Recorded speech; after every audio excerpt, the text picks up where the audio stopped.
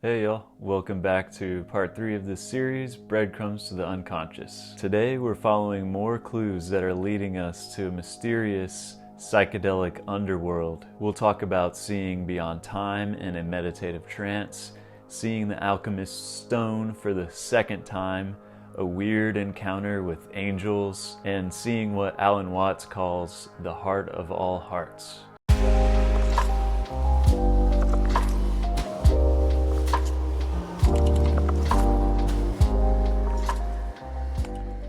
Hey everybody, welcome back. If you happen to be new, my name's Tyler, and this channel is all about visionary experiences, psychedelics, and creativity. The purpose of this channel is to tell my stories and to find a community of people who are interested in all of this. In part 1 and 2, we talked about whispers from the unconscious and more breadcrumbs like Jungian archetypes, the collective unconscious, alchemy, Rosicrucianism. All of these are somehow interconnected with psilocybin mushrooms, and this series is about tracing that thread down the rabbit hole. Check out those other videos if you haven't already. This is all part of a playlist, Breadcrumbs to the Unconscious. Before we get started with this one, there was something I just wanted to add to my part 2 video. I mentioned how during my mushroom trip I was listening to Debussy and seeing these things having to do with Rosicrucianism. Well, when the symbol of the Rosy Cross appeared to me, I was listening to Debussy. It wouldn't be until recently that I discovered speculation about Debussy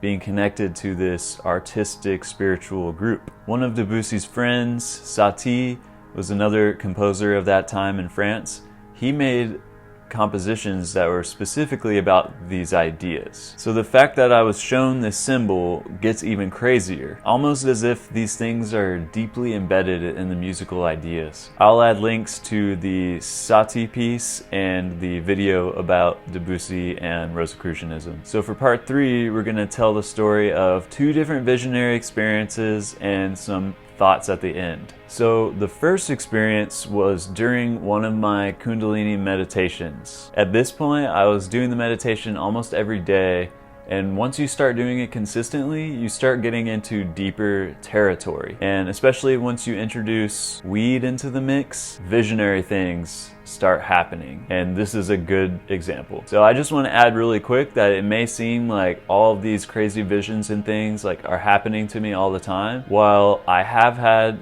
at this point in my life a good handful of experiences like this, I just want to make it clear that most days and most times I meditate are not like this. They're usually very common and tame and nothing really happens. But every once in a while, you'll have that special moment. So I don't want anybody to think that I'm like always receiving these things. Okay, so this story begins actually before my meditation. So all of this will make sense a little bit later. Before my meditation that day, I was doing some reading because I'm interested in this character, John Dee, who existed in the 16th century in England, and he's kind of the person that we base our idea of Merlin on.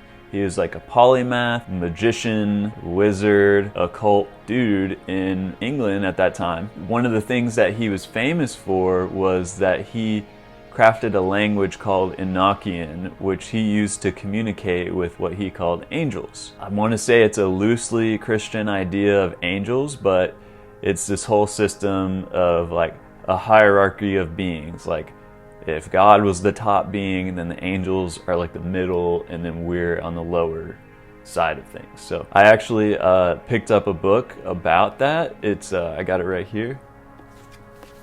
It's called John Dee and the Empire of Angels. So I've actually yet to read it, but I'm super interested in this subject, and I was reading about it that day before my meditation. And while I was reading about John Dee and his angels, I was listening to a song by Iasos called The Angels of Comfort. I just had the idea to make things match, so I played The Angels of Comfort by Iasos, and I was reading about John Dee talking to angels. And a few days before that, I should add, I was reading my book that I have called Psychology and Alchemy by Carl Jung. And this is where a lot of his ideas and the things I talk about come from. It's the idea that the philosopher's stone is something that you cultivate with your own mind, and it's really more about self-transformation instead of creating some kind of physical form of gold or turning lead into gold, which is commonly what alchemy is attributed to. So I was basically just reading about the process of alchemy and writing down notes and highlights in my journal. So this also ties in later. So I'm not just telling you all this stuff for, this isn't all random. This all has a purpose in this tale. So I'm actually going to read you some of my notes from what I was reading about alchemy.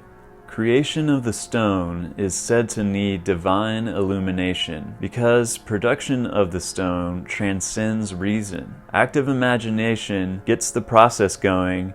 In the mind alone is the science concealed, and the most excellent and most hidden secret of all ancient philosophers. A certain meditative mental state is prerequisite. Steadfast focus on the work being alchemy. By studying philosophers, man acquires the skill to attain the stone. Transform yourselves from dead stones into living philosophical stones. That's a quote from an alchemist. Ethereal stones, which are the true form of the soul and the light of the philosophers. At the beginning, it is okay to approach it with a free and empty mind. The mind must be in harmony with the work. To acquire the golden understanding, one must keep the eyes of the mind and soul well open, observing and contemplating by means of that inner light which God has lit in nature and in our hearts. From the beginning, darkness of our mind corresponds with nigredo. I shall suffer difficulty, grief, and weariness at first, but in the end shall come to glimpse pleasanter and easier things. Quote from Michael Meyer, Alchemist. Our chemistry stirs up the artifacts to a meditation of the heavenly good. Meditation through dialogue with God will infuse more spirit into the stone. So those were my notes from a few days prior to this meditation. So especially that last line, meditation through dialogue with God will infuse more spirit into the stone. So more on that later. Okay, so now this is where we get to the experience. So just to kind of briefly explain my meditation to you, it's a Kundalini meditation. So it's a guided meditation that I listen to. It's by this woman named Kelly Howell. It's been my go-to meditation for nighttime, and I'll add a link to that too. So the way the meditation happens is you are actively imagining your individual chakras, and you start from the top of the head and you work your way down and kind of focus on these energy centers and the type of consciousness that's associated with them. So as I usually do, I started off on the top chakra, the crown chakra, and I already felt this very wispy energy, kind of like, the meditation tells you to imagine an energy kind of going down into your crown. And sometimes it's a weak picture in my head, but sometimes with the right combination of factors like being high on marijuana, these things really take off. So I was really feeling this energy enter my crown as the meditation started to begin. So when it got down to the third eye chakra, all of a sudden it was like I was sitting inside of this cylinder-shaped void. It was like, imagine there's like a cylinder-shaped void, kind of like a tunnel going straight up and down, and you're sitting at the side of this, kind of looking in, as if it's like a giant well that you're looking down. And as I was sitting in this meditation, I saw across from me, across the cylinder void thing, a ancient yogi from India, and he was meditating there. It was like where we were sitting was connecting us, and I could see beyond time. I was seeing that what I'm meditating on was this eternal moment, which is the same eternal moment of the ancient yogis in India. who were the originators of Kundalini yoga and all of these practices that have to do with this stuff. It was like we were sharing this eternal moment. It was like we could sense each other as we were basking in the sun-like radiance of the Godhead. So then, when the meditation moved down to the heart chakra, then I saw myself in a vision. If you've seen my Beatles video, you know I talk about seeing their auras and their kind of unique energy signatures. And when the meditation got down to the heart, I was seeing that for myself. I saw my own aura and my own vibe, kind of like my spiritual essence. And what I saw on top of my head was a dodecahedron, which I have another video about that, which explains why the dodecahedron is so important to me. And in many ways, it is my symbol. So on top of my head was a dodecahedron. What I saw sitting right in front of me in my vision was the Philosopher's Stone. The same Philosopher's Stone that I saw in my heroic dose mushroom trip when I was 19. So keep in mind, this is years later. I'm seeing the stone again. And it had been refined since I saw it on mushrooms. I remember describing in my mushroom trip report that the Philosopher's Stone looked like an amateur attempt to create what we're ultimately going for here, refining the human soul and creating the Philosopher's Stone. It was like the old one was a prototype or childlike attempts at creating something, and now I was looking at the more complete, more refined version. So I don't even really know how to describe it, but it was lit from the inside, and it was just like this logo looking stone. You know, I said I could see my aura in this vision, and the stone was kind of like representing that. It kind of matched the similar energy and vibe and like types of geometry and stuff like that. It's lit from the inside. I think I remember it being kind of greenish, but I do remember that it was very refined and it looked like it had become more advanced. And this is where I want to remind you of that quote. Meditation through dialogue with God will infuse more spirit into the stone. So that was the notes that I wrote down like 3 days before that. So I feel like just feeding my brain that information actually caused this vision to happen, where I saw that the Philosopher's Stone inside of me had been refined because I was studying this alchemy and writing things down and listening to philosophers, which is what it said in that quote. So not only was I looking at my aura and the dodecahedron above my head and the Philosopher's Stone, but I saw my bandmates. I play in a band called Sunrise and Ammunition, and I saw my buddies in this vision, and I saw them next to me, and I saw that they had their own unique platonic solid on top of their head, and you know, like an icosahedron and stuff like that. And I also saw that they had Philosopher's Stone, and they were each unique. It was showing me that everyone had their own signature and unique aura and energy and vibe, and this was being represented by the stone. But I just found it interesting that it was showing me and my bandmates all together. And to me, that was super empowering. You know, I don't know what it means, but I know that it means something. And it was very special for me to see that me and my bandmates had this thing going on. It made me feel like the music we're doing and the art we're making has something to do with all this alchemy and Philosopher's Stone business. So continuing in the meditation, we're still working down the chakras, and you know, a lot happened when we were in the third eye, a lot happened when we were in the heart. At some point in the meditation, the guide says, surrender all of your problems to Shakti. And Shakti is the name that we call this kind of god, goddess of the universe. It's kind of this, you know, it's the energy that animates Kundalini. You know, whenever you feel that energy rising up your spine and coming down through the top of your head, and it's the feminine energy within Kundalini, which contains both the feminine and masculine polarity. So it says, surrender your problems to Shakti. And at that time, I was thinking about my friend who was suffering a lot of pain physically and mentally. He's not doing so well. At this point, I'm in a very deep trance. I've been having these visions, so I'm like locked into this stuff. After it said, surrender your problems to Shakti, I offered my deep intention and kind of prayer for my friend to be healed in body and mind, because I know he was really in pain. As soon as I sent that intention out there, I felt like I was getting kissed all over the face by what I can only describe as angels. It felt like these floating, like loving beings were just like kissing me all over the face, like some kind of like over-loving aunt who's kissing you. Felt like I was getting kissed by like a dozen of these angels or whatever the hell it was. And after I was getting kissed all over the face, it felt like they flew off.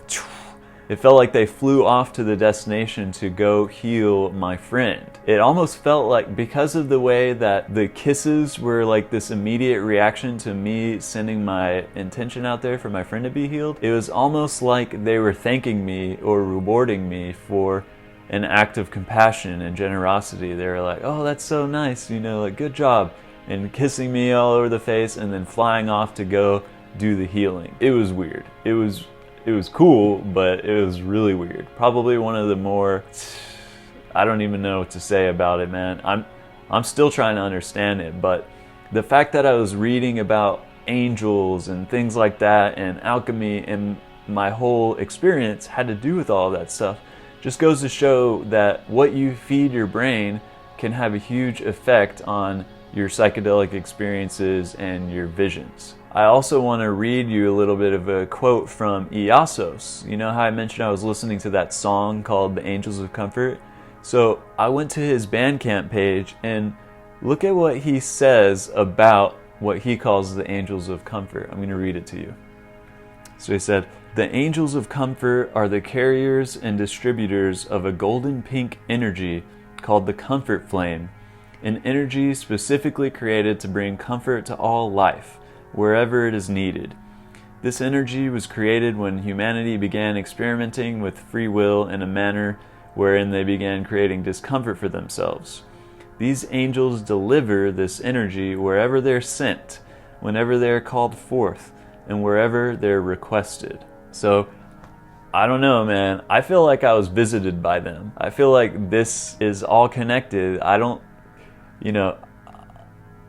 a skeptical enough person to not I'm not the type of person to be like, yeah, I was hanging out with angels, you know? I just didn't really believe in anything like that, you know? Because of my journey from being a Christian to an atheist, and now I consider myself like a panpsychist, where I think that the entire universe in some way is conscious, and that nature and everything is divine and God, you know, throughout the entire universe. I never really imagined angels being any part of that, and I totally had this experience. So now I'm wondering, like, what is this? You know, like, it's so weird. I really am still just like stumped.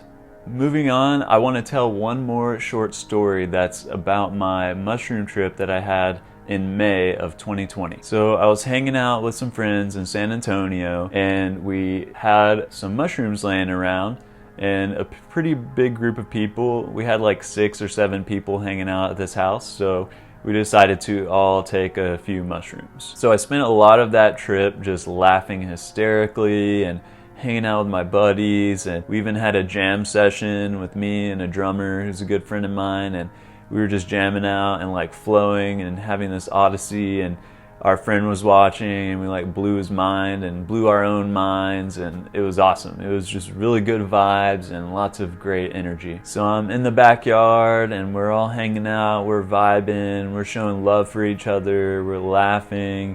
It was really positive. So then I go up to go pee in the backyard, and then as I'm out there and walking back and forth, I hear a voice in my head that says, "Good work. You're doing good work. Keep going." And I just got the chills. Like, it felt like this ultimate validation from whatever spirit this is inside of the mushroom, or maybe it was me telling myself from this alternate perspective, but it really felt like it was coming from the outside. And I felt immense love coming from this. So I closed my eyes when this was happening, and I saw what looked like a heart made out of geometry and light. So this is really hard to explain, but it looked like what I was looking at was not a physical organ heart, but it was this geometric pattern, but somehow it was still a heart. Like it had that like vitality, and like it was the center of something, and that love was emanating from this area. So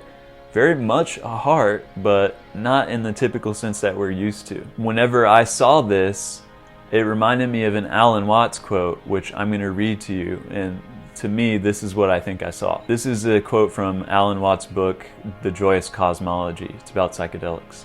He says, "Its warmth and radiance are an efflorescence of love so endearing that I feel I have seen the heart of all hearts." And I think that's what I saw during that mushroom trip. I believe what I was looking at was the heart at the center of all hearts. Somehow at the center of our universe and all points simultaneously, and it's emanating love and life and light. Something like that, at least. So those are my two stories I wanted to tell you today, but I also wanted to kind of close out with some thoughts about what all of this means, the collective unconscious, things like that. The common theme to all of these breadcrumbs stories is that I'm seeing things that aren't necessarily things that I thought of. It's not like, oh, I really want to see alchemy, so I hope that comes up in my mushroom trip. No, it's more like I heard about it in passing, and then during the mushroom trip, it becomes very obvious that this is something I need to pay attention to. Even with my LSD experience, which I made a video for about my Kundalini awakening, everything had this extremely like Hindu vibe to it, and I didn't know anything about Hindu or their mythology or anything like that. Or I found a quote about this type of thing, also from Alan Watts, also from his book, The Joyous Cosmology, and I think he's onto something, so listen to this. He said, "LSD had brought me into an undeniably mystical state of consciousness, but oddly, considering my absorption in Zen at the time, the flavor of these experiences was Hindu rather than Chinese. Somehow the atmosphere of Hindu mythology and imagery slid into them, suggesting at the same time that Hindu philosophy was a local form of a sort of undercover wisdom, inconceivably ancient, which everyone knows in the back of his mind but will not admit."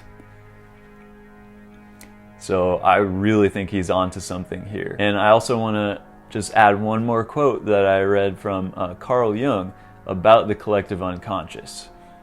Carl Jung said, "The collective unconscious contains the whole spiritual heritage of mankind's evolution, born anew in the brain structure of every individual."